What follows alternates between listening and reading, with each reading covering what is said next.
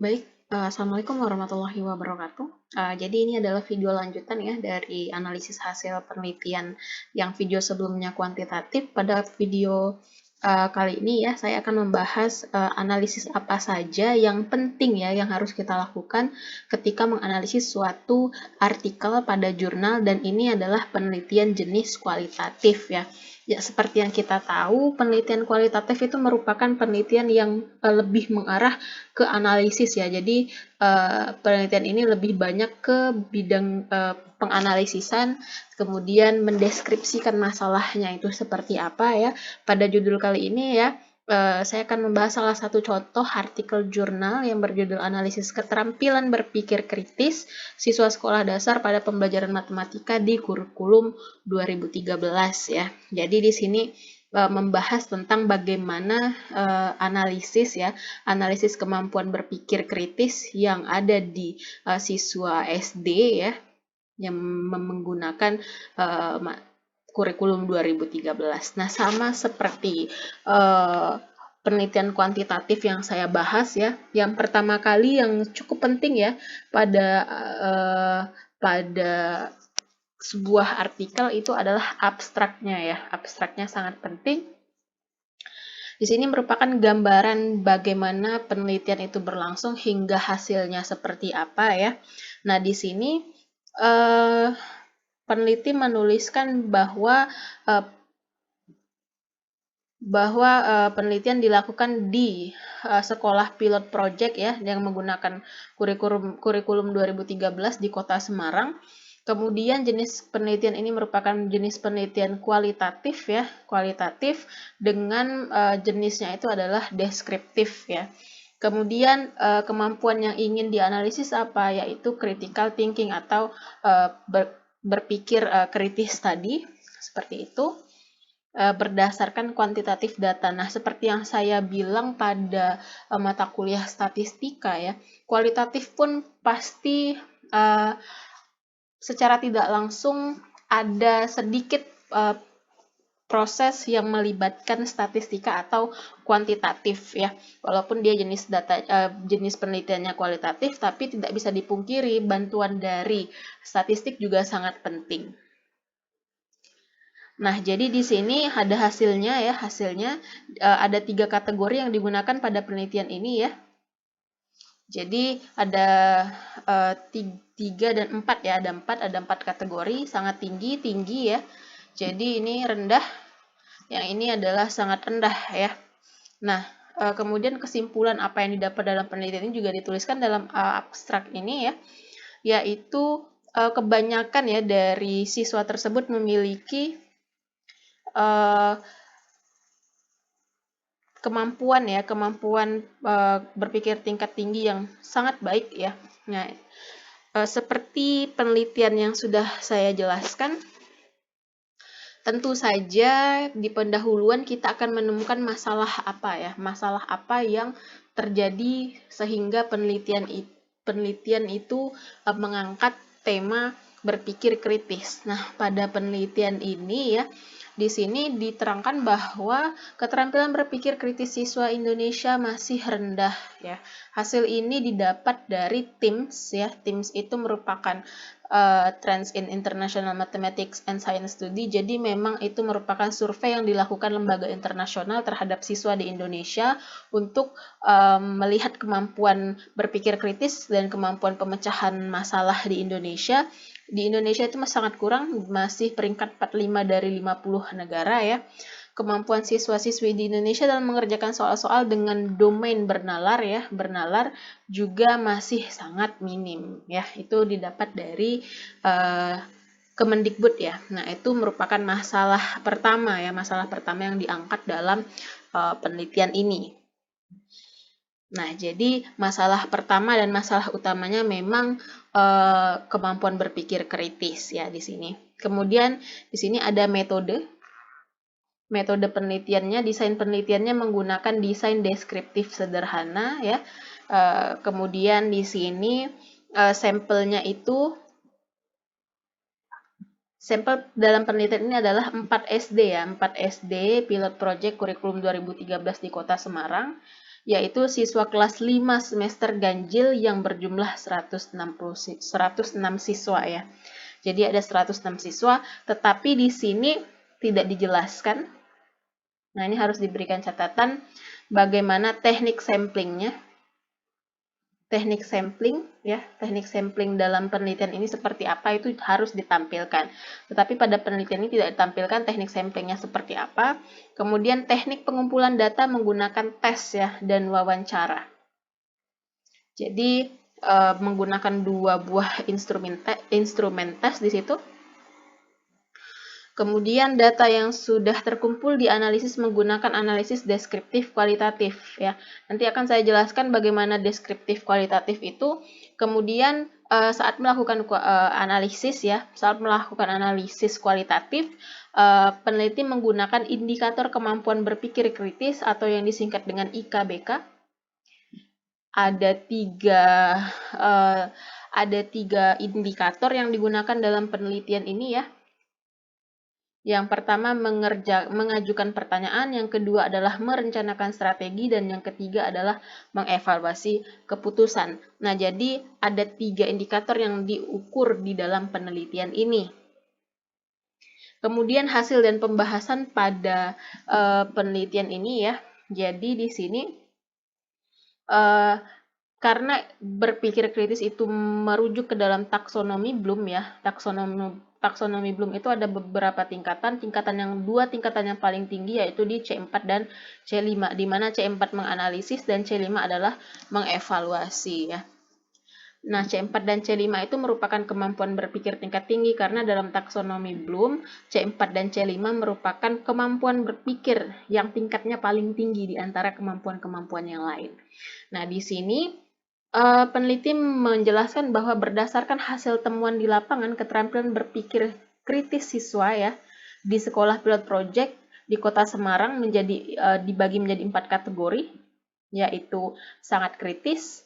Di sini ada kritis, tidak kritis, dan kritis. Nah, hasilnya itu disampaikan pada tabel 1 dan gambar 1.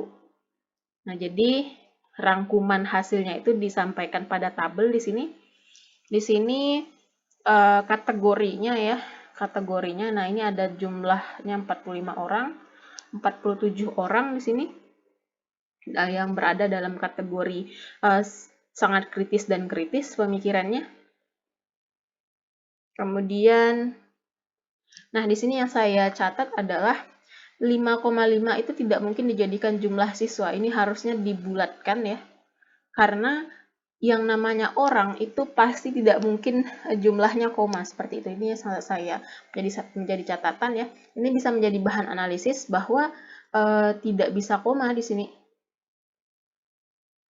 Tidak bisa koma ya, karena jumlah orang itu tidak mungkin koma gitu. Masa ada orang yang cuma setengah seperti itu kan. Nah, kemudian di sini ini menjelaskan hasil gambar ini menjelaskan hasil keterampilan ya, hasil keterampilan berpikir.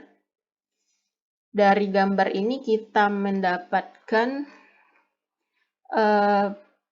hasil bahwa 42% siswa, 44%, 10%, dan 3% itu merupakan hasil dari tingkat kemampuan berpikir kritis siswa ya. Ini ada penjelasannya juga seperti ini. Biasanya untuk analisis dicantumkan ya gambar dan tabelnya karena itu merupakan hal yang sangat penting biasanya untuk menganalisis bagaimana hasil dari penelitian.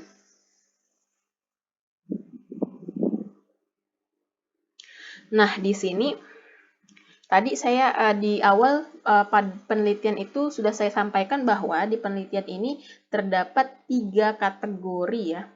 3 kategori. Nah, ini harusnya ada nomornya di sini. Nomor 3 ya. 3 kategori indikator kemampuan berpikir kritis ya. Di sini digabung ya, ini yang IKBK 1 dan IKBK 2. Saya tidak tahu alasannya kenapa IKBK 3-nya itu dipisah dari IKBK 1 dan IKBK 2 ya. Tidak dijelaskan juga di penelitian ini kenapa dipisah seperti itu. Padahal sama juga ya, sama juga.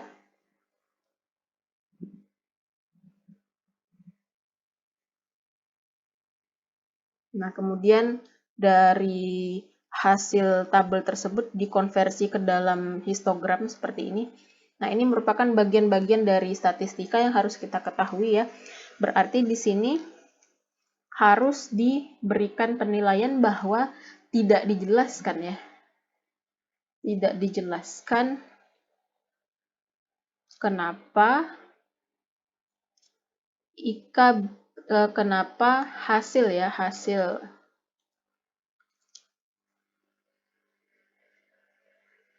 kenapa hasil pada tabel 2 dan tabel 3 itu dipisah.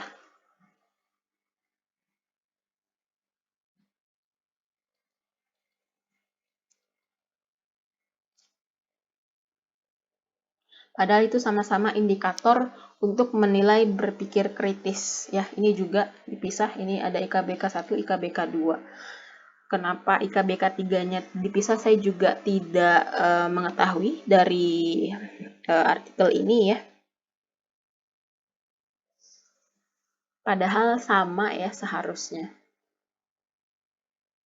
Dan tidak dijelaskan kenapa kategorinya ini bisa berbeda. Di sini 3,75 sampai 5, sedangkan di sini 7,5 sampai 10 itu tidak dijelaskan oleh peneliti seperti itu.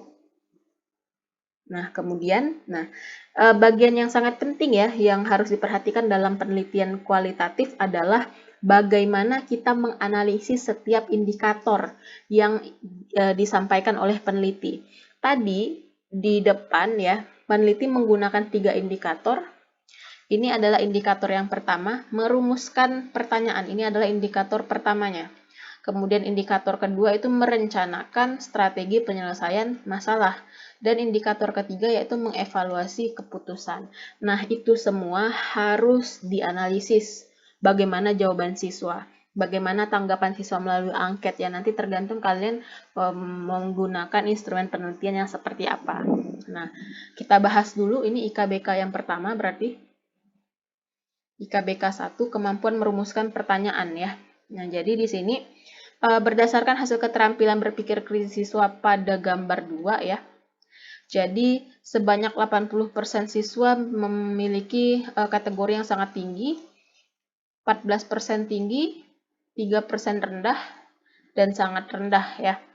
Jadi bisa disimpulkan bahwa karena 80% siswanya itu termasuk ke dalam tingkat yang tinggi, bisa disimpulkan bahwa IKBK 1 memiliki kategori yang sangat tinggi. Seperti itu. Jadi dijelaskan kenapa bisa tinggi itu juga harus kita jelaskan nantinya ya. Jadi kita lihat setelah kita melakukan analisis didapatkan hasil bahwa kategori tinggi ya itu sudah mampu menulis semua fakta atau informasi yang ada dalam permasalahan. Kemudian berdasarkan hasil wawancara ya, siswa yang kurang tepat dalam menulis kalimat pertanyaan tidak teliti saat menulis. Berikut ini dokumentasinya. Nah, ini sebenarnya agak rancu di sini. Kenapa saya bilang agak rancu? Karena tidak diberikan gambar bagaimana kemampuan siswa sehingga peneliti mampu menuliskan semua fakta yang tidak dijelaskan atau tidak diberikan gambar. Tetapi yang rendah malah diberikan gambar ya. Ini kurang lengkap ya. Jadi ini bisa dijadikan catatan juga dalam analisisnya bahwa sebaiknya diberikan gambar ya. Nah, diberikan gambar juga. Bagaimana sih peneliti bisa mengatakan bahwa siswa yang memiliki kemampuan yang tinggi itu memiliki kemampuan menulis semua fakta yang baik. Nah, sebaiknya diberikan gambar. Jadi tidak hanya yang rendah yang diberikan gambar seperti itu. Kemudian siswa yang termasuk kategori rendah ya berarti siswa tidak lengkap. Tidak lengkap. Oh, ternyata ini untuk yang tinggi ya. Oke, maaf. Oke. Berarti ini untuk yang tinggi ternyata.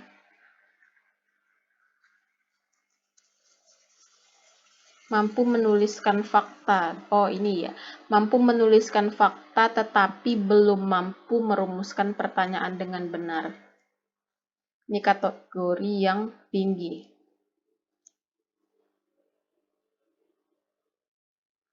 Kategori yang sangat tinggi. Nah, yang sangat tinggi ini berarti yang tidak ada gambarnya. Sudah memahami soal ya dan mampu menuliskan fakta atau informasi yang ada dalam permasalahan.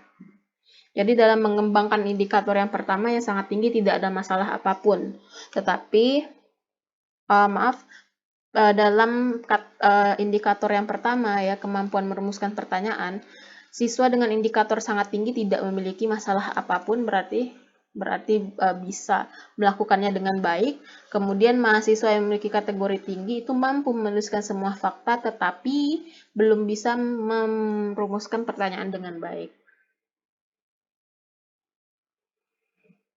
Nah, ini hasil pekerjaannya. Jadi, sudah bisa menulis apa yang diketahui tetapi belum bisa menuliskan apa yang ditanyakan. Nah, ini penting untuk kita bisa menganalisis setiap jawaban yang siswa berikan ya. Oleh karena itu, kalau nanti kalian mau mengambil penelitian kualitatif, hati-hati ya, hati-hati dalam menganalisisnya karena dibutuhkan tingkat analisis yang harus sangat baik seperti itu untuk bisa memberikan deskripsi yang mudah dipahami oleh pembaca seperti itu, sehingga tidak ada kerancuan dalam penulisan kalian nanti. Nah, di sini siswa yang termasuk kategori rendah ya, saya lanjutkan.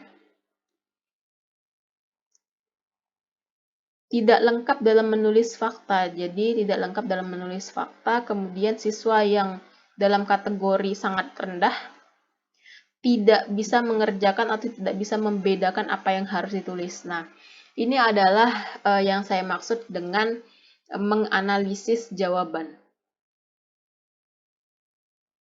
Ini yang saya maksud dengan menganalisis jawaban. Jadi, dari instrumen yang kalian berikan pada siswa, kemudian siswa menjawab pertanyaan atau tes tersebut, kalian analisis satu-satu.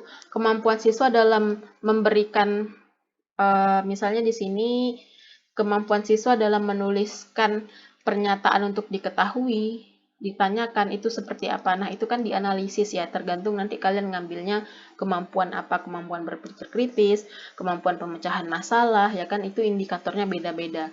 Nah, untuk penelitian ini indikator yang diambil adalah indikator berpikir kritis ya, di mana indikator yang pertama siswa harus mampu menuliskan apa yang diketahui dan apa yang ditanyakan. Nah, nanti di situ kalian jelaskan ya, kalian jelaskan setiap kategori ya, setiap kategori. Misal di sini kategori, ini kategorinya, ini analisis ya. Jadi kategori sangat tinggi, itu analisis jawabannya seperti apa, ya kan? Kategori tinggi, itu analisisnya seperti apa, kayak gitu ya. Jadi harus bisa memberikan analisis yang baik. Nah, misal nanti ini rendah, analisisnya seperti apa, kemudian yang ini sangat rendah. Analisis jawabannya seperti apa, apakah diketahui dan ditanyakannya dijawab, diberikan atau tidak, seperti itu. Nah, kemudian di sini, keterampilan mengajukan pertanyaan dalam indikator berpikir kritis merupakan kemampuan identifikasi. Nah, ini adalah pernyataan yang penting ya, pernyataan yang penting dari penelitian ini. Jadi, peneliti melakukan pernyataan ya berdasarkan hasil dari penelitian orang lain di sini ya. Keterampilan mengajukan pertanyaan, jadi kenapa indikator kemampuan merumuskan pertanyaan itu penting? Hal ini karena ya, keterampilan mengajukan pertanyaan dalam indikator berpikir kritis merupakan kemampuan identifikasi dan analisis siswa terhadap permasalahan. Jadi, kalau siswa mau menyelesaikan permasalahan, ya kan, siswa harus bisa menganalisis terlebih dahulu, ya kan, mengidentifikasi terlebih dahulu masalah apa yang dia temui, seperti itu. Baru nanti siswa bisa, oh, masalah yang saya temui seperti ini, gitu kan. Jadi, siswa tahu langkah penyelesaian masalahnya seperti apa. Nah, ini adalah pernyataan bahwa kenapa kemampuan merumuskan pertanyaan itu sangat penting.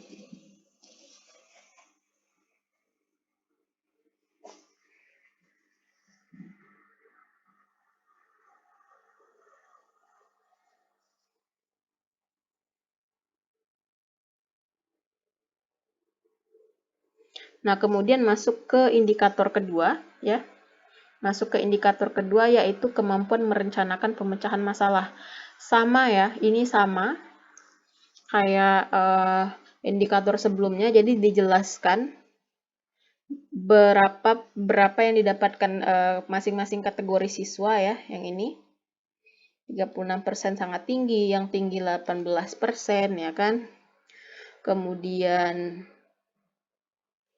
10% rendah. Oh maaf, ini ada yang terbalik sepertinya. Oh, 36% itu termasuk ke dalam kategori sangat tinggi dan tinggi.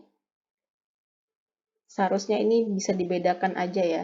36% sangat tinggi, kemudian kategori 3 tinggi juga 36% agar tidak ada miskom di sini. Kemudian 18% ya. 18% itu rendah, 10% itu sangat rendah. Jadi dijelaskan juga kalau sangat tinggi apa yang dicapainya ya. Jadi di sini sangat tinggi mampu merencanakan strategi penyelesaian masalah dengan lengkap ya. Jadi caranya itu ditulis dengan sistematis. Kemudian kategori siswa yang tinggi saja tidak ada sangatnya di depannya. Itu sudah bisa menulis cara mengerjakan, tapi langkahnya itu belum sistematis. Nah, untuk kategori rendah, siswa hanya bisa menuliskan sebagian kecil strategi. Kemudian untuk siswa kategori yang sangat rendah ya, nah ini. Jadi setiap kategori kalau penelitian kualitatif harus dijelaskan. Nah, untuk yang sangat rendah itu tidak menuliskan cara mengerjakan, namun langsung menulis jawaban seperti itu. Nah, itu adalah penjelasan dari indikator kedua. Nah, jadi untuk indikator yang ketiga ya, indikator ketiga juga kurang lebih ya. Indikator ketiga juga kurang lebih caranya sama seperti itu. Kemudian setelah kita analisis ya, jadi yang ini merupakan analisis yang ketiga ya, yang ini, yang ke bawah ini. Hasil indikator yang ketiga. Nah, kemudian setelah kita melakukan proses analisis ya, proses analisis pada 3 kategori tadi ya, kita jelaskan kenapa masalah itu harus diselesaikan. Jadi kan tadi ada indikator yang rendah, sangat rendah, ya kan? Ini harus diperbaiki. Yang ini harus diperbaiki. Ini harus diperbaiki. Caranya di sini ya. Jadi kenapa masalah itu tidak boleh dibiarkan berlarut-larut? Nanti silahkan dibaca di bagian ini ya. Kemudian nanti setelah kita jelaskan kenapa masalah itu harus diselesaikan, kita juga berikan alternatif solusi untuk menyelesaikan masalah itu. Ya kan? Jadi dalam penelitian kualitatif, cari masalahnya apa? Masalahnya, ya kan? Kemudian analisis masalahnya. Kemudian jelaskan kenapa masalah itu harus diselesaikan.